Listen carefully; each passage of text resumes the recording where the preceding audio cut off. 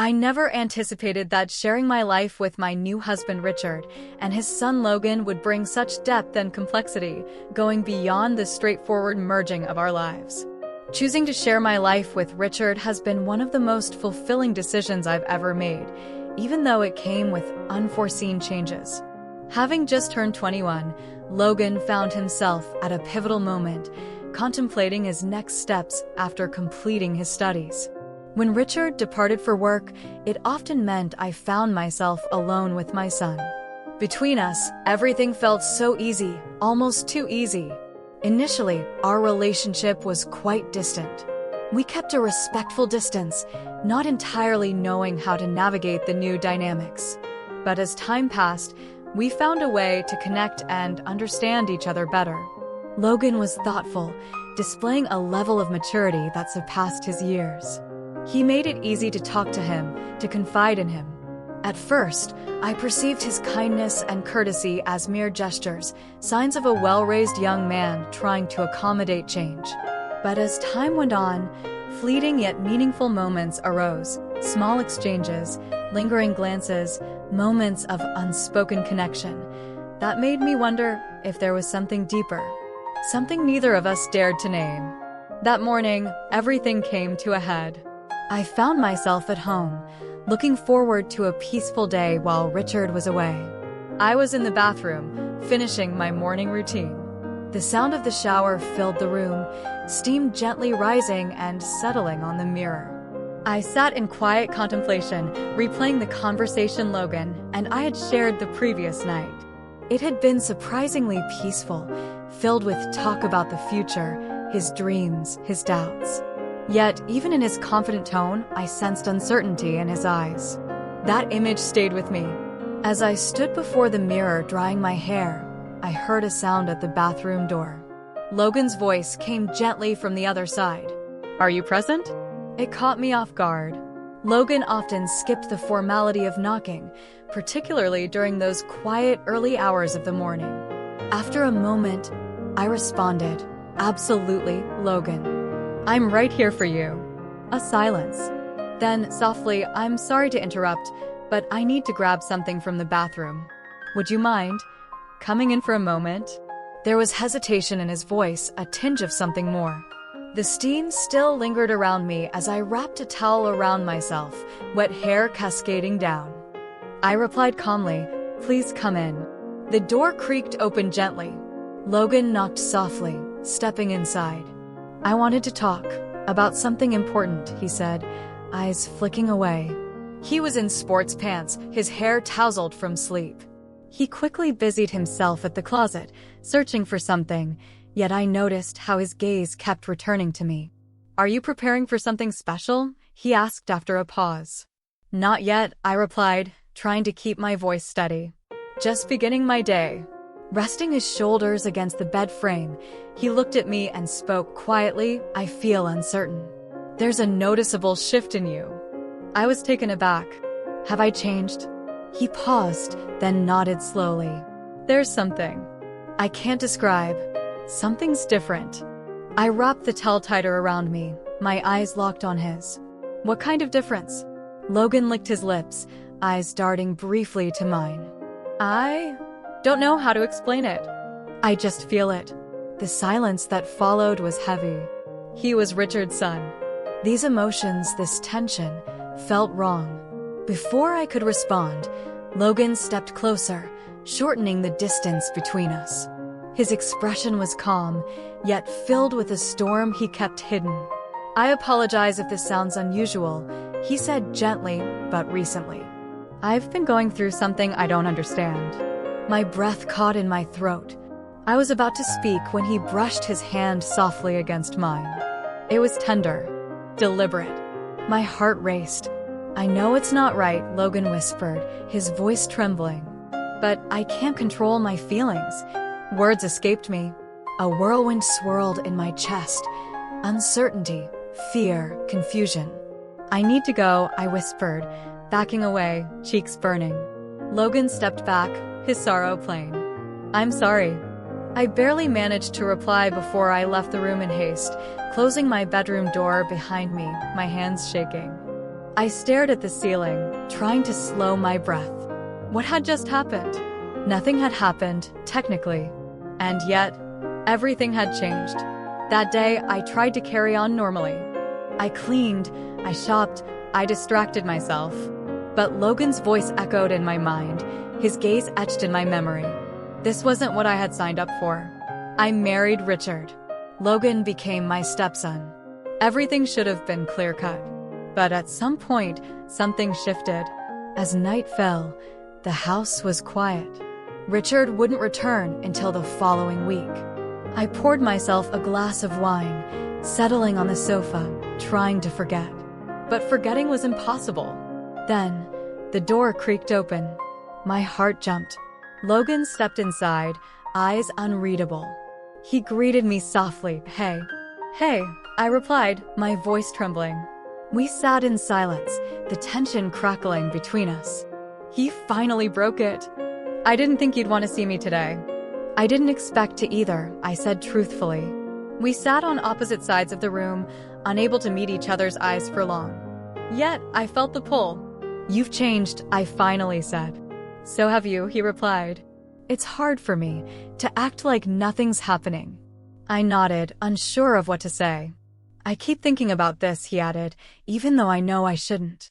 I whispered, "Me too." It was then that he crossed the room, kneeling before me, hands trembling. "May I?" he began, unable to finish. My heart pounded. I knew what he was asking without words. Before I continue, if you've made it this far, be sure to like and subscribe, because what happens next changes everything. I leaned in. So did he. Our lips met.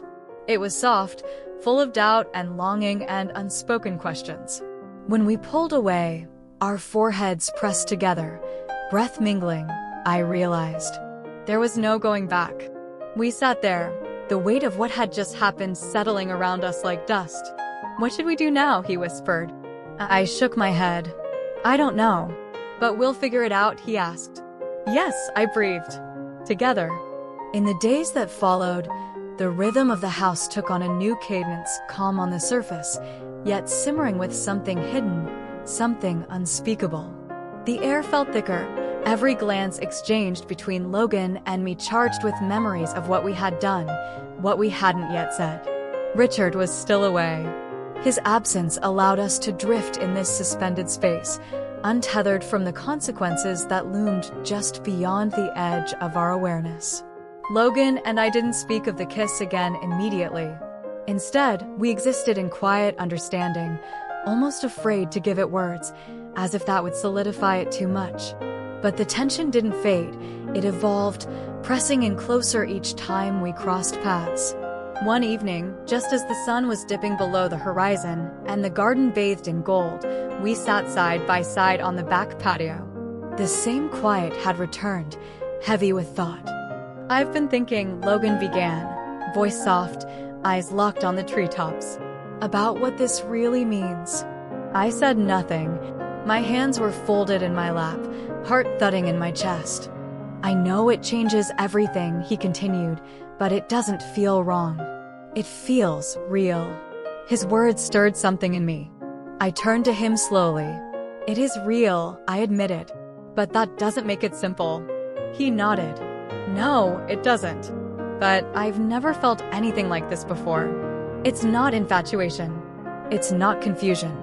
It's clarity. Clarity." The word echoed in my chest, anchoring something deeper than logic. "I keep thinking about Richard," I said after a long pause. "How this will affect him." "I do too," he said quickly. "Every day. And it tears me up. But I can't lie to myself anymore. Not about you." He reached out, took my hand gently. I didn't pull away. "How do we do this?" I asked, barely a whisper. "We don't rush," he replied. "We face it. Together." That night, we didn't kiss again. We didn't need to. The bond had already formed, quiet but indelible. It lived in the way we looked at each other, in the subtle grazes of fingertips, in the unspoken understanding that lingered in each shared silence. But it was also in the pain. The next day, as I folded laundry in the bedroom, I heard the front door open. Richard had returned. I rushed downstairs, heart racing. I smiled, embraced him. He kissed my cheek like he always did, and for a moment, the world seemed whole again. But it was just that, a moment. Logan appeared from the hallway, his face unreadable. "Hey, Dad," he said, voice measured. Richard clapped his son on the back. "Good to see you, kid. You keeping the house from falling apart?"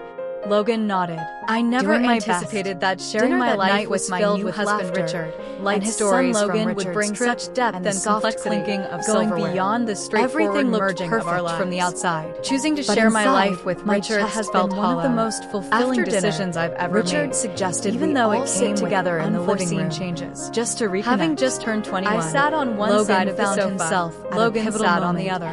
Contemplating the space between us was like a canyon. Completing his study. Richard spoke of work. When Richard departed for work, trips he wanted us to take. I found myself his voice was cheerful. Between us, everything felt so easy.